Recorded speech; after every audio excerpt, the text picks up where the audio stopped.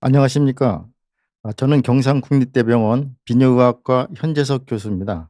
오늘 제가 이 시간에 말씀드릴 내용은 전립선 비대증에 대한 치료 방법이 여러 가지가 있는데 그중에 가장 효과가 좋은 수술을 선택을 해야 되는 이유에 대해서 그 배경을 말씀드리겠습니다. 그리고 전립선 비대증을 수술을 해야 되는 그 이유 가운데 가장 효과가 좋은 홀랩 수술을 위주로 해서 설명을 드리겠습니다.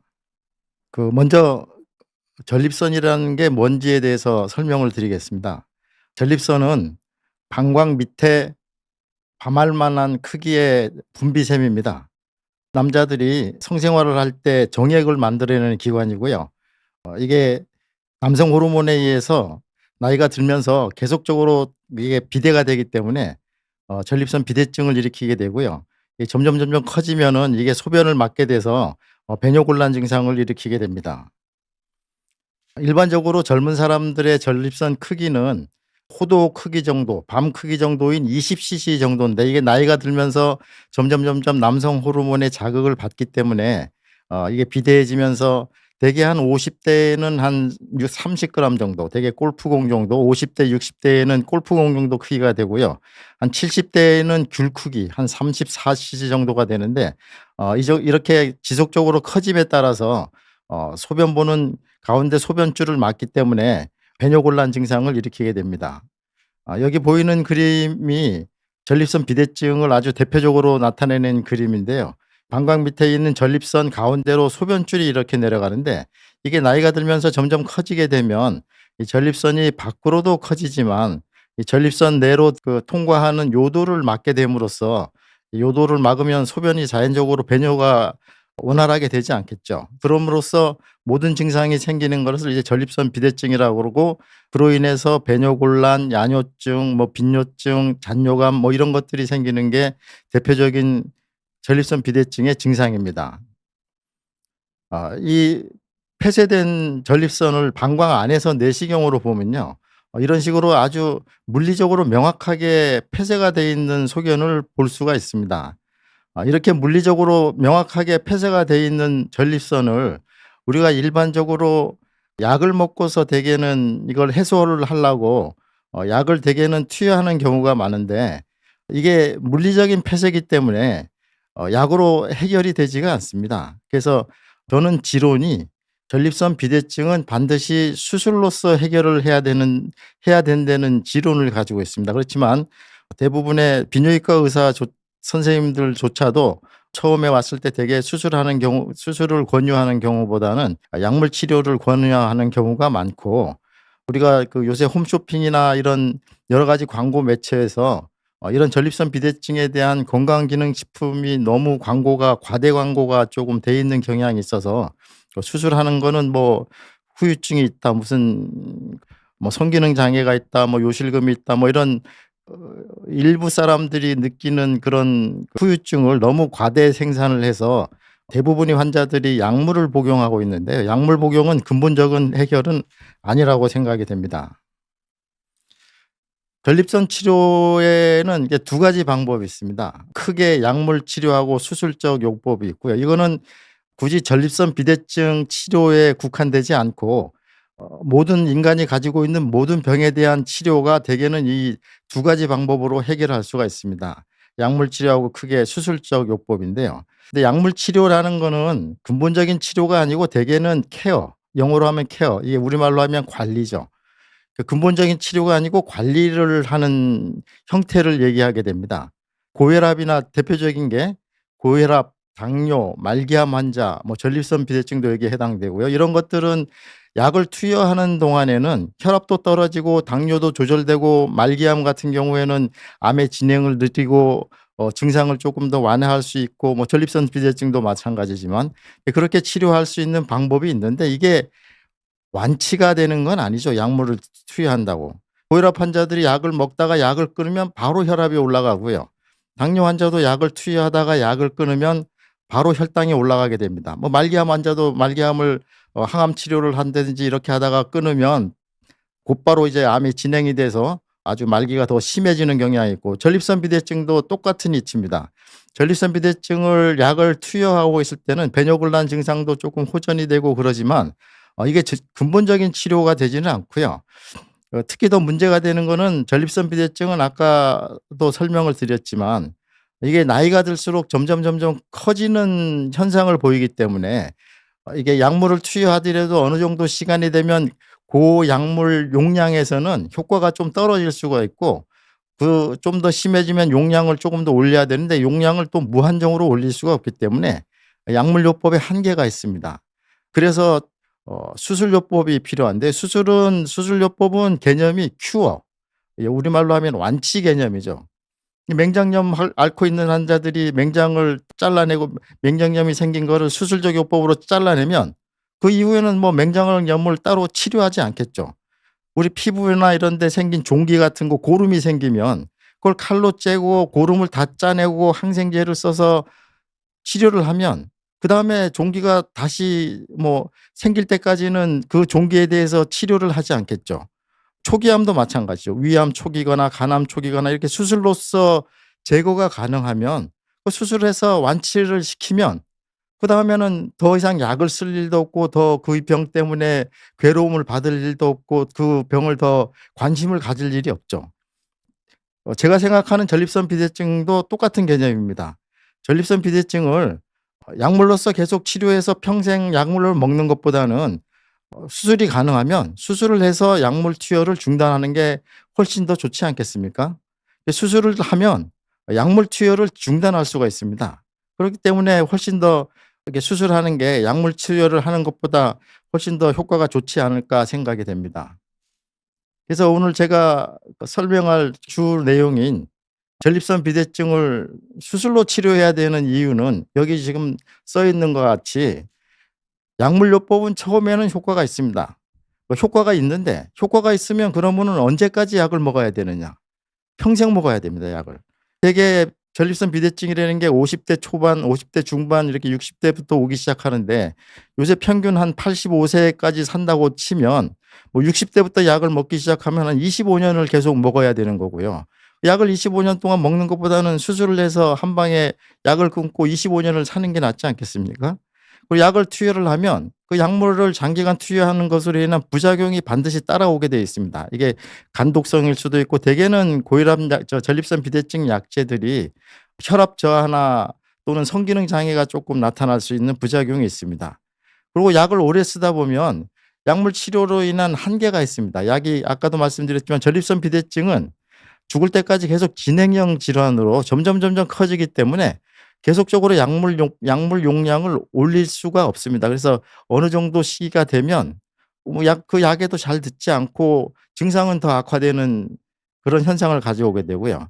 그렇게 약이 치료해서 효과가 없음에도 불구하고 습관적으로 약을 먹다 보면 삶의 질이 굉장히 나빠지게 됩니다. 약도 듣지도 않는데 습관적으로 약을 먹고 있으면 야뇨증도 심해지고요. 빈뇨증도 심해지고 좀 심해지면은 요실금도 생길 수가 있습니다.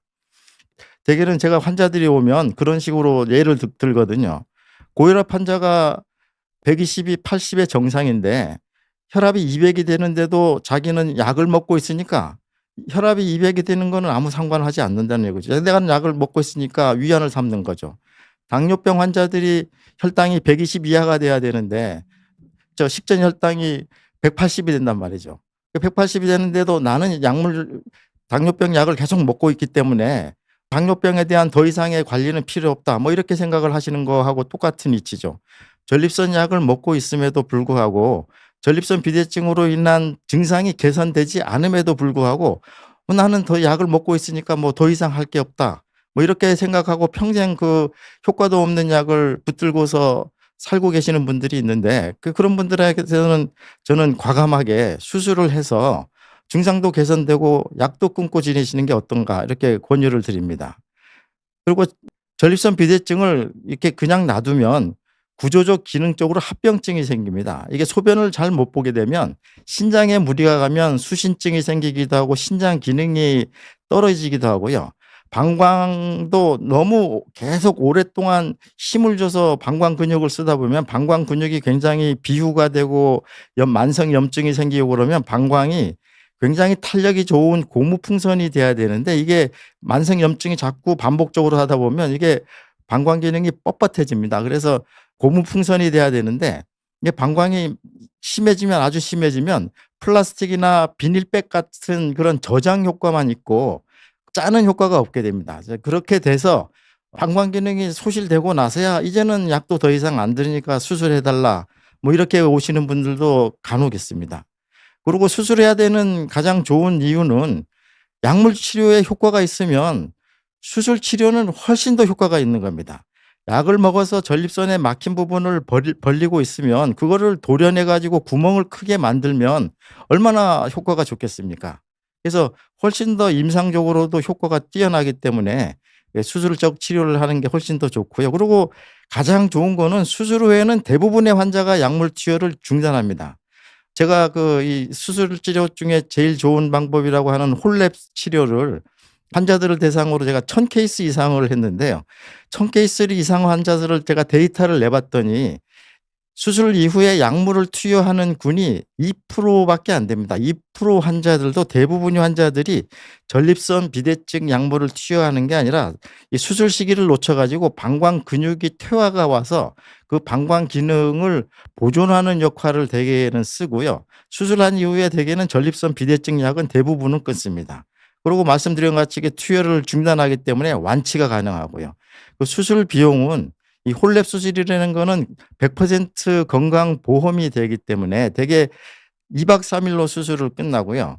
수술로서 수술하고 나서 환자들이 대개 내는 비용이 한 7-80만 원, 뭐 1 인실 같은 거 쓰고 가면은 뭐 한 100만 원 뭐 이 정도 나오는데 그 정도 비용은 대개 환자들이 약을 먹는 게 뭐 대개 1 알이나 2알 정도 먹어도 1 년에 한 30-40만 원 나오거든요. 그래서 한 서너 알 정도가 되면 대개 한 2년 정도 약을 먹으면 그 수술비가 충분히 나옵니다. 근데 환자들이 뭐 죽을 때까지 약을 써야 되기 때문에 뭐 10 년, 20년 먹는 그 비용에 비하면 경제적으로도 수술적 치료가 훨씬 더 낫다고 생각이 됩니다.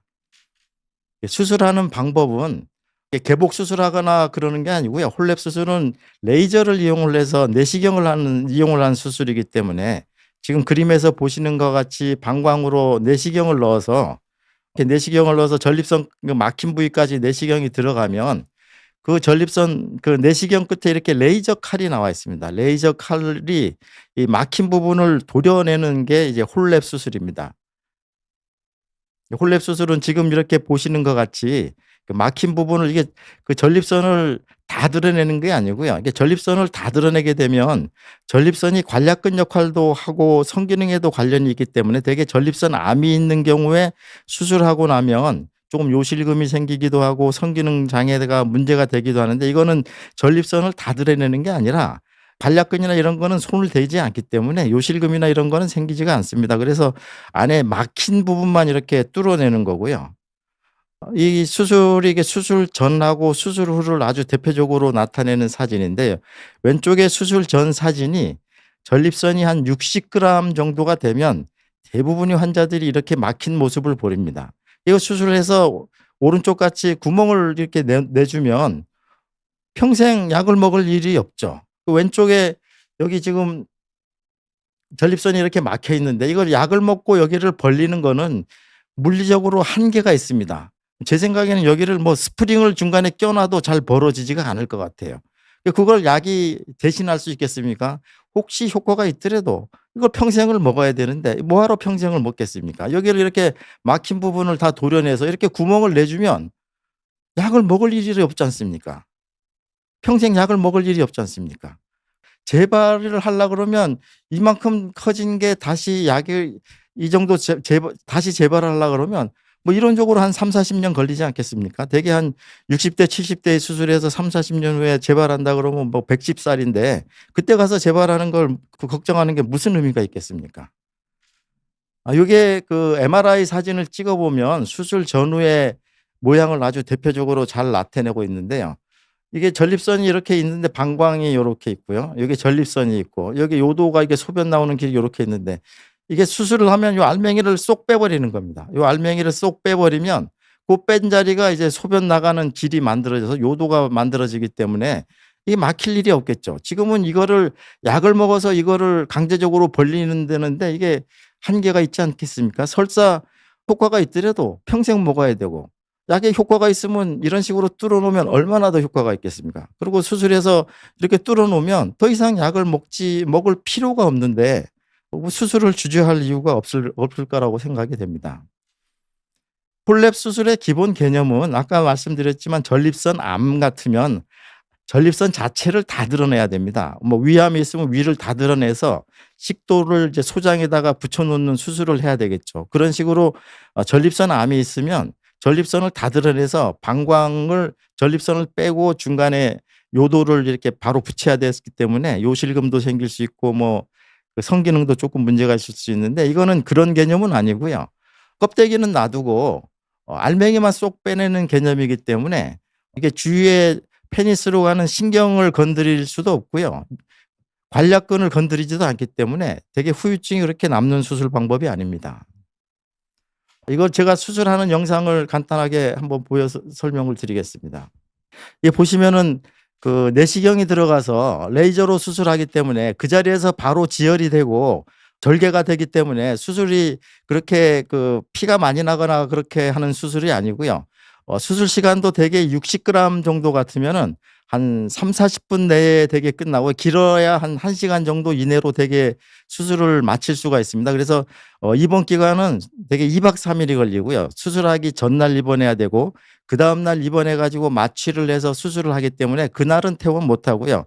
그다음 날 퇴원하기 때문에 되게 수술 그 입원 기간은 한 2박 3일 정도가 되고요. 수술 비용은 되게 이거는 보험이 100% 되기 때문에 아까도 말씀드렸지만은 대개 한 비용이 한 7-80만 원 정도 뭐 한 1인실을 쓴다 그러면 뭐 90만 원, 100만 원 정도 뭐 이런 식으로 그 일반적인 다른 수술 방법보다 비용도 저렴하고 결과도 깨끗하고 수술 입원 기간도 굉장히 짧고 그러기 때문에 2박 3일을 투여를 해서 평생 수술을 약을 먹지 않는다 그러면 굉장히 경제적인 치료 방법이지 않겠습니까? 이 손은 제 손입니다. 이게 제 손인데 제가 환자들한테 실제 전립선 수술을 큰 사람들 이 정도면은 한 120g, 130g 정도 되는 환자인데 이렇게 수술을 하고 나면 이 정도 제 손만큼 이렇게 덩어리를 긁어내게 됩니다. 이렇게 덩어리를 긁어내게 되니까 방광 입구가 이렇게 덩어리만큼 막혔던 전립선이 구멍이 저렇게 커지니까 환자 배뇨 증상이 좋아질 수밖에 없겠죠. 이건 다른 환자 건데 마찬가지로 아주 큰 사람들은 이 정도로 전립선을 크게 도려내서 구멍을 내주기 때문에 배뇨 증상이 굉장히 좋아지고요. 되게 이게 가만히 보시면은 이 조직이 굉장히 잘게 잘려져 있는 거를 볼 수가 있습니다. 그래서 그 전립선을 레이저로 도려낼 때는 한 덩어리로 도려내고요. 한 덩어리로 도려낸 다음에 이거를 방광 안으로 밀어넣고 방광 안으로 밀어넣은 다음에 이제 그 모슬레이터라는 잘게 갈아서 꺼내는 기계가 있습니다. 그래서 그거로 잘게 갈아서 꺼내기 때문에 큰 덩어리도 방광 안에서 이렇게 한꺼번에 다 제거가 될 수 있기 때문에 굳이 개복 수술을 하지 않아도 이게 수술이 가능합니다. 근데 이 수술이 굉장히 테크닉을 요하는 것 중에 하나가 이렇게 잘게 가는 동안에 그 조금 테크닉을 요구하기 때문에 일반적인 비뇨기과 의사도 이 수술에 대한 그 호불호가 조금 갈리는 게 그 수술 테크닉이 조금 러닝 커브라 그래서 조금 숙달되는데 조금 시간이 필요한 게 있습니다. 그렇지만 그 숙달된 사람들한테서는 저렇게 수술하는 게 큰 문제가 아니기 때문에 수술하는 방법이 약물보다는 훨씬 더 좋다고 생각이 됩니다. 이거는 제가 그 일반적으로 전립선 비대증을 수술하는 방법에는 최근에 굉장히 많은 방법들이 나와 있고 그 자기 방법이 굉장히 좋다 뭐 이렇게 설명을 하고 있고 광고도 많이 하고 있습니다. 그렇지만 그 수술 방법들을 제가 비난하거나 그러는 건 아니고요. 뭐 여러 가지 수술 방법이 있는데 대부분의 그 수술법들이 보험이 안 돼서 수술 비용만 되게 뭐 1,000만 원이 넘고 뭐 그러는 경우도 많는데요. 그런 것들의 되게 문제점은 이게 가로수에 가지를 치듯이 완전한 절제가 아니고 가지 치듯이 당장에는 효과가 아주 좋을지 모르지만 이렇게 가지 치듯이 수술을 한 경우에는 되게 재발이 한 2년 내지 3년 가면 대부분이 재발하기 때문에요. 폴랩 수술하고의 결과를 비교했을 때 재발률이 굉장히 다른 수술 방법하고 차이가 있습니다. 이 홀랩 수술은 아까 덩어리를 다 도려내 가지고 껍데기만 남겼다고 제가 표현을 했듯이 이거는 가로수의 나무 밑둥을 자르는 형국이기 때문에 사실은 재발할 게 없죠. 재발할 세포들이 남아 있질 않습니다. 껍데기만 남아 있기 때문에. 혹시 뭐 덜 제거가 되더라도 이렇게 나무에서 다시 이 정도 크기의 나무가 자라려고 그러면 한 30-40년 자라야 되는데 그 30-40년 후면은 뭐 아까도 말씀드렸지만 환자가 나이가 뭐 110 살이 넘어서 대개는 문제가 될 텐데 뭐 그 정도 가서 재발하는 거는 그렇게 크게 걱정을 안 하셔도 되지 않을까 싶습니다. 이게 수술을 하고 나면 이런 식으로 수술하기 전과 수술한 이후에 방광 입구 모양이 달라지게 됩니다. 지금 이 상태에서는 전립선에 약을 먹으면서 이걸 평생을 이거를 벌려야 되는 형국이고요. 아까도 말씀드렸지만 여기에 제 생각에는 스프링을 하나 정도 끼워 놔야 뭐 평생 가든지 말든지 할 텐데 이게 도려내고 나면 수술하고 나면은 이게 뭐 맥힌 데가 없으니까 약을 먹을 필요가 없습니다.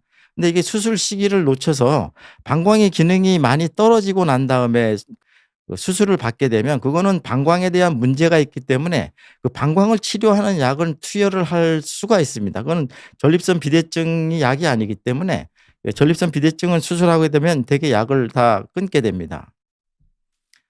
이 그림은 그 수술 시기를 되게 저희는 이제 방광을 내시경으로 안에 보면 이게 방광 안이 우리 입안과 같이 깨끗하게 평평하게 깨끗한 게 정상입니다. 이게 젊은 사람들은 방광 내시경을 보면 이렇게 방광 안이 깨끗하고 평평한데 이게 나이가 들어서 소변을 점점 못 보기 시작을 하면 수도꼭지를 잠가 놓고 소변을 보듯이 그런 식으로 한 5년 10년이 지나면 방광이 이런 식으로 모양이 변형이 오기 시작을 합니다. 이거는 수도꼭지를 잠가 놓고 소변을 보면 방광 요도로 수도꼭지 입구로 압력이 배출되지 않으면 수도 파이프에 압력이 느끼겠죠. 이거는 우리가 풍선을 손으로 꽉 잡았는데 터지지 않으면 고무풍선이 손가락 사이로 삐죽삐죽 나가겠죠. 그럼 그 손가락 사이로 나가는 고무풍선 같이 이렇게 방광 안에 그 모양이 벌집같이 변하게 됩니다. 이 벌집같이 변하는 게 사실은 방광 안에서 이렇게 보면 벌집같이 변하는데 사실은 근육을 잘라서 보면 방광 근육을 이렇게 벌려버리는 겁니다. 이 방광 근육을 벌려버리면 이런 데는 방광 근육이 없이 그냥 껍데기만 남아 있는 거죠. 이게는 방광 근육이 굉장히 얇아지기 때문에 기능 자체가 기능을 100%라고 치면 뭐 이 정도로 심하면은 50%도 안 남게 되겠죠. 그래서 심하게 이런 식으로 방광이 모양이 남아 있다 그러면 사실은 방광이 고무풍선 같이 쫙 펴졌다가 짤 때 확 짜야 되는데 이거는 까만 비닐봉지가 되는 거죠. 차는 역할만 하는 거예요, 차는 역할만. 짤 때는 방광 자체가 이런 데는 근육이 없기 때문에 짜는 능력이 없기 때문에 배 힘으로 되게 짜게 됩니다. 그래서 되게 이 정도 모양이 변형이 온 환자들은 방광이 뺑뺑할 때 빵빵하게 차 있을 때는 배 힘이 전달이 많이 되기 때문에 소변이 어느 정도 나오는데 방광이 반 정도 비워지고 난 다음에는 압력이 전달되지가 않아서 짜더라도 짜지지가 않기 때문에 잔뇨가 생기는 겁니다. 그래서 대개 한 400cc가 차면 요일을 느끼는데 짜면은 뭐 한 300cc 정도 짜고 그 배뇨가 되고 100cc는 남게 됩니다. 그러면 잔뇨가 100cc가 남게 되면 환자들이 대개 100m 달리기를 할 때 0m에서 이제 출발선에서 시작을 해야 되는데 잔뇨를 100cc 정도 갖고 있는 분들은 출발선에서 대개 한 30m, 40m 안에서 출발하기 때문에 금방 100m에 도달하게 되죠. 다른 사람들은 3시간, 4시간 소변을 참을 수가 있는데 100cc에 이미 방광을 차고서 시작을 하면 2시간이면 다시 소변이 마려운 겁니다. 그래서 자꾸 빈뇨 증상이 생기고 그 남은 소변이 자꾸 염증이 생기고 그렇게 해서 방광염이 생기고 방광염이 생기면은 또 그거에 의한 2차적인 배뇨곤란 증상이 생기고 뭐 이런 것들이 반복이 되고 뭐 그러다 보면 지금 보여드린 것 같이 방광 근육 자체가 손상이기 때문에 수술 시기를 놓쳐서 수술하더라도 효과를 되게 보지 못하는 경우가 많습니다. 그래서 저는 되게 환자들한테 방광이 근육이 되게 요 정도 그 선에서 변형이 왔을 때 되게 수술을 하라고 권하고요. 근데 이 정도 해서 수술을 하라고 그러면 환자분들은 나는 아직 살만한데 왜 나보고 수술하라 그러냐. 뭐 이 양반이 뭐 나보고 무슨 뭐 벗겨 먹을 일이 있느냐. 수술을 해서 나한테 무슨 뭐 떼돈 벌라 그러냐. 뭐 이런 오해를 하실 수도 있는데 환자들 입장에서는 대개 이 정도 돼야 수술을 하려고 그러거든요. 이 정도 되면은 방광에 짜는 힘이 없기 때문에 배뇨를 자기 스스로 할 수가 없습니다. 근데 이 정도는 수술을 하더라도 효과를 입구를 수도꼭지를 완전히 틀어 놓어도 이게 짜는 힘이 약하기 때문에 방광 압력이 약하기 때문에 스스로 다 배출을 하지 못합니다. 그래서 이 정도에서는 수술을 하더라도 효과를 100% 얻지 못하니까 저는 이 정도에서 수술하라고 그러고 이 정도에서 수술하라면 환자들은 '나한테 좀 과한 치료를 하는가.' 뭐 이런 거 생각을 하기도 하고 환자들은 이 정도에서 수술하라 그러 수술하기를 원하는데 저는 이 정도에서 수술하면 환자분들이 완전히 그 증상이 개운하게 나타나지 않을 수 있다. 뭐 이런 것들 때문에 환자하고 저하고 조금 좀 갈등 아닌 갈등이 생기기도 합니다. 그래서 제가 이제까지 설명드렸듯이 전립선 비대증은 약물 치료도 가능합니다. 뭐 평생 약을 드시면 됩니다, 효과가 좋으면. 그렇지만 장기적인 측면에서 약을 최소한 5년 이상 먹고 있다. 뭐 10년 이상 먹고 있는데 내가 앞으로 뭐 이제 나이가 뭐 한 15 년, 20 년을 더 살아야 된다. 그러면 제 생각에는 수술이 정답일 것 같습니다. 약을 10 년, 20년 더 먹는 게 무슨 의미가 있겠습니까? 약을 수술을 해서 완치가 가능하고 완치가 가능하면 약물 투여를 더 이상 중단하지 않고 약물 투여에서 효과가 좋으면 수술은 훨씬 더 효과가 좋은데 이게 뭐 전쟁터에서 M16 가지고서 효과가 좋으면 미사일을 쏘면은 얼마나 효과가 좋겠습니까? 뭐 미사일을 쏘아서 거기 적진을 완전히 초토화시켜 버리면 거기 가서 맨날 뭐 M16 가지고 와서 싸울 일이 뭐가 있겠습니까? 그래서 전립선 비대증은 제가 생각하는 견지에서는 약물 치료를 하는 게 아니라 수술을 해야 되는 질환이다. '수술하는 게 정답이 아닌가.' 그런 의미에서 오늘 제 강의를 준비했습니다. 시청해 주셔서 감사합니다. 네. 지금 질문이 몇 가지 올라와 있는데요. 질문에 대해서 제가 답변을 드리겠습니다. 전립선 비대증은 노화에 따라서 누구나 자연스럽게 생기는 질병으로 봐야 하나요? 관리를 해 드려도 시기가 달라질 뿐 모두가 거쳐가는 질병인지 궁금하네요. 네, 맞습니다. 전립선 비대증은 여자들은 폐경이 되면 생식기관이 퇴화가 됩니다. 근데 남자들은 폐경이라는 게 없고 죽을 때까지 남성 호르몬이 만들어지기 때문에 뭐 쉽게 얘기해서 남자들은 숟가락 들릴 일만 있으면은 되게 성생활을 하고자 하는 욕구가 있지 않습니까? 그래서 성에 대한 욕구가 있으면 이 전립선은 정액을 만들어내는 기관이기 때문에 자꾸 전립선이 자극을 받게 되면 전립선이 비대해지게 됩니다. 그래서 대개 전립선 비대증의 유병률이 나이하고 되게 비슷하게 갑니다. 50 대에는 50%, 60 대에는 60%, 70 대에는 70%, 80 대에는 80%. 그래서 모든 사람들이 다 전립선 비대증이 생기는 건 아니지만 대부분의 환자들이 전립선 비대증이 생기는 거고요. 이거를 관리를 해 준다고 해결되거나 그럴 수는 없습니다. 신장 관련 질환이 있으면 전립선 비대증 발병 확률이 높은가요?"라고 그랬는데요. 물어보셨는데 이거는 신장 질환이 있다고 전립선 비대증이 생기는 건 아니고요. 전립선 비대증이 있으면서 전립선 비대증이 폐쇄가 아주 심해지면 잔뇨가 뭐 200cc 이상 남고 뭐 심한 경우 요폐가 반복적으로 생기면 소변 만들어지는 데가 문제가 있어서 2 차적으로 신장 질환이 생길 수가 있습니다. 그래서 신장 질환 때문에 전립선 비대증이 생기는 건 아니고 전립선 비대증 때문에 신장 질환이 생길 수는 있습니다. 그다음에 78세 어르신이 수술이 힘든가? 이거는 이론적으로 마취만 가능하면 모든 환자들이 다 수술합니다. 저는 요새 최근에는 90 세이신 분들도 수술을 뭐 가끔 합니다. 뭐 많이 하는 건 아니지만 왜 그러냐면 90세 이상 되면 되게 뭐 수술 안 하고 90세 이상이면 이제 여명이 살 날이 얼마 많지 않기 때문에 수술에 대한 위험성도 있고 그래서 뭐 약물을 효과가 혹시 없더라도 배뇨만 되면은 되게 약을 투여하는데 가끔은 배뇨 폐쇄가 와서 소변줄을 끼워야 되는 분들이 있습니다. 그러면 90 세라도 뭐 한 4-5 년을 더 사셔야 될 거면 소변줄 끼고 4-5년 사시면은 삶의 질이 문제가 있지 않겠습니까? 그런 분들도 2박 3일 수술해서 뭐 한 달, 두 달 정도는 고생할 수 있겠지만 나머지 여생을 편안하게 사실 수 있기 때문에 90살 넘은 분들도 이게 수술할 상황이면 수술을 합니다. 78세 되면 요새는 굉장히 건강이 좋으신 분들이 많기 때문에 78 세는 수술을 하느냐 못 하느냐 그거 가지고 고민해 본 적은 없습니다. 근데 78 세이신 분이 지병이 심하게 앓고 마취가 힘든 상황이면 그거는 조금 문제가 될 수 있죠. 근데 그렇지 않고 일반적인 78세 환자분이면 수술하는데 대개는 제가 뭐 고민해 보거나 뭐 그것 때문에 수술을 못 하는 적은 없는 것 같습니다. 다음, 이거는 뭐 전립선 비대증하고는 상관이 없는 것 같은데요. 비만이 있거나 그런 사람들은요.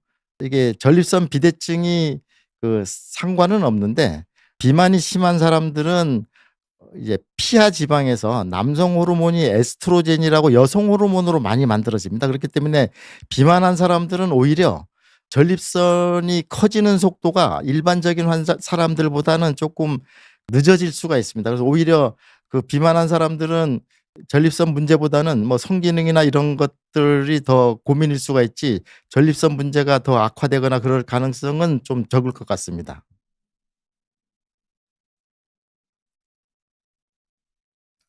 전립선에 관련돼서 여러 가지 운동을 예방하는 것이 도움이 되는가? 일반적으로 전립선도 이게 혈액이 순환돼서 이게 건강해야 염증도 안 생기고 건강을 유지를 할 수 있는 기관이기 때문에 대부분이 모든 운동이 전립선에 도움이 됩니다. 혈액순환 뭐 유산소 운동도 그렇고 근력 운동도 그렇고요. 근데 최근에 문제가 되는 게 자전거 타는 게 조금 호불호가 있습니다.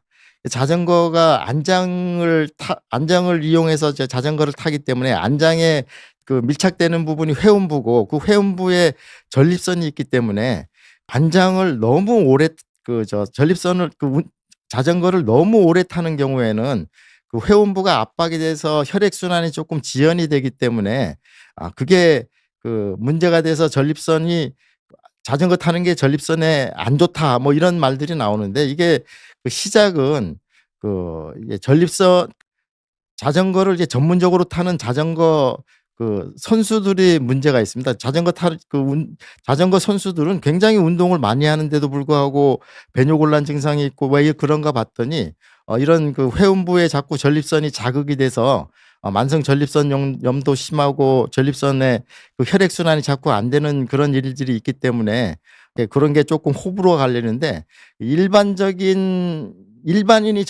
자전거를 탄다 그러면 뭐 아무리 오래 타야 뭐 되게 1 시간이고 뭐 한 20-30분 내에 타기 때문에 뭐 그 정도는 되게 문제가 되지 않습니다. 그리고 전문적으로 타시는 분들도 이 전립선에 좋은 자전거 안장이 따로 나와 있습니다. 이렇게 회음부 쪽에 이렇게 구멍이 만들어진 전립선용 안장이 나와 있거든요. 그래서 그런 거를 이용을 하시면 자전거를 타든지 일반적인 운동을 하든지 뭐 이런 것들이 전부 다 전립선 질환에는 도움이 되겠죠. 뭐 운동하는데 전립선에 나쁜 운동이라는 건 없는 것 같습니다.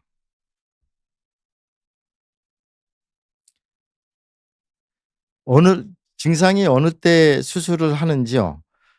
전립선 비대증이 있고 약 처방을 먹고 있는데 이거는 참 답변서리가 조금 애매한데요. 일반적으로 대개 비뇨기과에 가면 대학병원을 포함한 대개 모든 비뇨기과를 가면 처음에 이제 약 처방을 하죠. 약 처방을 하고 이제 반드시 수술해야 될 요건들이 몇 가지 있습니다.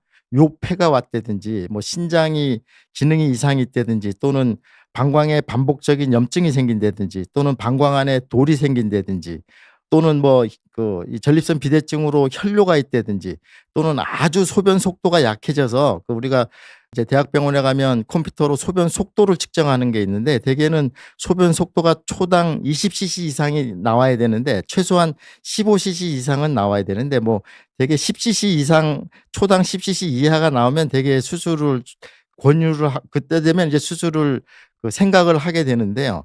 저는 그것보다는 조금 더 수술하는 범위를 좀 확대를 하고 있고요. 되게 전립선 크기가 봐서 대개 한 50cc 이상이다 그러면 뭐 이거는 운명이 평생 약을 먹어야 될 운명이거든요. 약을 먹어도 그 정도에서는 50cc 이상에서는 예 50cc가 되게 60 대에 50cc라 그러면 70 대에서는 뭐 65cc, 70cc 뭐 이렇게 커질 확률이 있기 때문에 비록 증상이 쪼끔 개선되더라도 아까 말씀드렸지만 10 년, 20년 약을 먹을 거면 조금 더 수술하는 인디케이션이라 그러죠. 그 적응증을 조금 더 확대해서 저는 수술하고 약을 끊으라고 되게 그렇게 권유를 드리고 있습니다. 그래서 뭐 이거는 제가 하는 처방이고 그러기 때문에 그렇다고 이게 뭐 일반적으로 대학병원 가서 뭐 60cc인데 소변을 잘 보고서 약 먹고서 효과가 좋다 그러면 되게 수술을 권하지 않으시는 교수님들도 많습니다. 그래서 뭐 그게 제가 뭐 잘못됐다고 얘기 드릴 수는 없는 거고요. 근데 뭐 제가 생각하는 전립선 비대증은 뭐 10 년, 20년 약을 먹을 거면 뭐 수술 받아서 깨끗이 뭐 그다음 날부터 그냥 편안하게 사는 게 낫지 않겠습니까? 뭐 그런 거죠. 되게 60 대에서 약을 먹으면 전립선 약이라는 게 뭐 아무리 적어도 한 알이고 되게 3 알 뭐 많으면 4 알 5 알을 먹는데 그 나이 때면은 되게 고혈압, 당뇨가 기본적으로 겹치는 분들이 많거든요. 그래서 고혈압 약도 되게 병원에 가면 세트로 한 6-7 알을 두고 당뇨도 가면은 되게 한 6-7 알을 드는데 전립선 약까지 하면은 뭐 한 15 알 뭐 20 알 뭐 이렇게 되는 거고요. 그렇게 약을 먹다 보면 또 그 약을 먹느라고 또 물을 많이 먹으니까 그것 때문에 또 배뇨 곤란이 또 오고 그래서 이게 악순환이 되거든요. 그럴 거면 차라리 뭐 당뇨, 혈압 있는 분들 약이라도 하나를 더 줄이는 게 나으니까 뭐 수술을 받는 게 더 낫지 않을까 뭐 그런 게 제 오늘 강의 주제죠. 전립선 비대증하고 비세균성 전립선염하고는 관계가 있을 수도 있고 없을 수도 있고요. 대개 비세균성 전립선염이나 전립선염 같은 경우는 나이가 든 사람보다는 젊은 사람들한테 많습니다. 대개 한 30 대, 40 대, 대개 20대 후반. 왜냐하면 대개는 이거는 그 세균성이나 뭐 이런 것들이 많기 때문에 성관계 뭐 난잡한 성관계 뭐 이런 거죠. 성 파트너가 되게 여러 명이거나 또는 그 돈으로 사고 하는 이런 매춘 여성들하고 뭐 이럴 경우에 되게 성기가 깨끗하지 못함으로써 2 차적으로 생기는 전립선염이 많고요. 전립선 비대증 때문에 비세균성 전립선염이 생길 수가 있는데 이거는 전립선이 폐쇄가 되면 그 요도에 있는 전립선 쪽에 압력이 굉장히 소변을 일부러 세게 보려고 압력이 높아지기 때문에 정액이 나오는 쪽으로 소변이 역류가 되는 경우가 있습니다. 그러면 그 소변이 깨끗하지 않으면 그 압력이 세균을 끌고 들어가서 전립선 안에 침샘 같은 분비샘 안에 이제 세균을 뿌려 놓게 되고요. 그렇지 세균이 없더라도 그 안을 이렇게 확장을 시키기 때문에 물리적인 전립선에 대한 손상이 오죠. 그래서 비세균성 전립선염이 2 차적으로 생길 수가 있습니다. 그렇지만 뭐 모든 환자들이 다 생기는 건 아니고요. 이 약물 치료하고 비용적인 측면은 이건 뭐 너무 간단하죠. 제가 아까 말씀드렸지만 약을 하나를 먹어도 1 년에 한 달에 뭐 한 3만 원 정도 비용이 나올 테고 두 알을 뭐 아무리 싼 약이라도 한 알 두 알 먹으면 한 달에 한 3만 원 정도 나오겠죠. 하루에 뭐 1,000원 정도는 더 나올 테니까 약값이 뭐 1,000원. 그러면은 아까 수술비가 대략 한 7-80만 원 나온다 그러는데 뭐 1 년에 두 알 세 알을 먹게 되면 30-40만 원 나올 테고 그러면은 약물 비용이 2 년만 해도 뭐 7-80만 원 나올 거 아닙니까? 근데 되게 60 대에 약을 먹는다 그래도 25 년을 먹어야 되는데 그러면 20년 동안 약을 먹는 비용이면 수술하는 비용이 훨씬 더 경제적일 수가 있죠. 이건 뭐 너무 당연한 얘기죠. 이게 수술은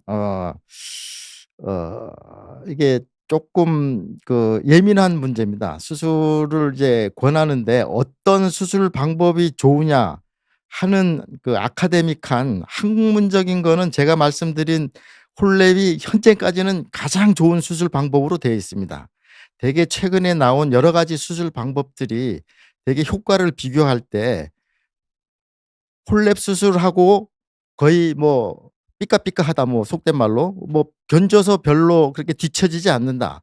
또는 홀랩 수술에 거의 버금간다. 뭐 이런 식으로 되게 그 결과를 내놓기 때문에 아카데믹한 수술 방법은 어 홀랩이 가장 좋습니다. 그렇지만 아까도 말씀드렸지만 이 홀랩 수술이라는 거는 러닝 커브라 그래서 이게 단순하게 그 초임자가 수술을 할 때 그 수술 방법을 습득할 수 있는 수술법은 아닙니다. 이게 최소한 자기 혼자 수술을 해서 한 최소한 50 케이스 이상을 쪼끔 해야 이게 쪼끔 감이 온다 그러죠. 50 케이스 이상을 해야. 그래서 예 쪼끔 자기가 익숙하지 않은 사람들은 사실은 이 홀랩 수술 방법을 대학병원에 가도 그렇게 권하지 않는 교수님들도 있을 수 있습니다. 그리고 또 하나는 이게 의료보험이 전부 되기 때문에 한 7,000-8,000만 원이 되기 때문에 비용적인 면에서 수입에 관련이 된다 그러면 이 방법을 굳이 권하지 않을 수도 있습니다. 그래서 다른 방법 요새 나온 수술 방법 중에 비급여 수술, 보험이 되지 않는 수술법들이 뭐 한 대개는 한 1,000,000원 정도 합니다. 이제 그러면 수익적인 면에서 이제 개업하신 분이나 저는 국립대학에 있어서 뭐 그런 거를 수입을 별로 생각하지 않기 때문에 뭐 이 수술을 뭐 다른 수술은 제가 생각하지 않는데 뭐 사립대학에도 뭐 국립대학이라도 그 이제 병원에서 수입에 그 환자 진료 건수나 이런 그 진료 수입이 쪼끔 예민하다 그러면 뭐 의사가 교수가 1,000,000 원짜리 수술을 권할까요? 안 그러면 이 보험이 되는 수술을 권할까요? 이런 거는 쪼끔 예민한 문제이기 때문에 제가 이렇게 쪼끔 건들기는 쪼끔 예민한 문제가 예민할 수 있습니다. 이 점은 양해 바랍니다. 네. 이상 제 그 강의를 시청해 주셔서 감사합니다. 오늘 이렇게 그 시청해 주시고 질문을 해 주신 여러분들께 감사를 드리고 제 강의가 여러분들 생활에 쪼끔이라도 도움이 되고 이런 그 제주도를 쪼끔 이렇게 인식을 하셔서 나중에 다른 병원에 갔을 때도 요런 거를 쪼끔 더 어필하고 자기의 치료 방법을 어떻게 선택할지 선생님들하고 상의를 하면 조금 더 나은 치료 방법이 되지 않을까 생각을 합니다. 예 감사합니다.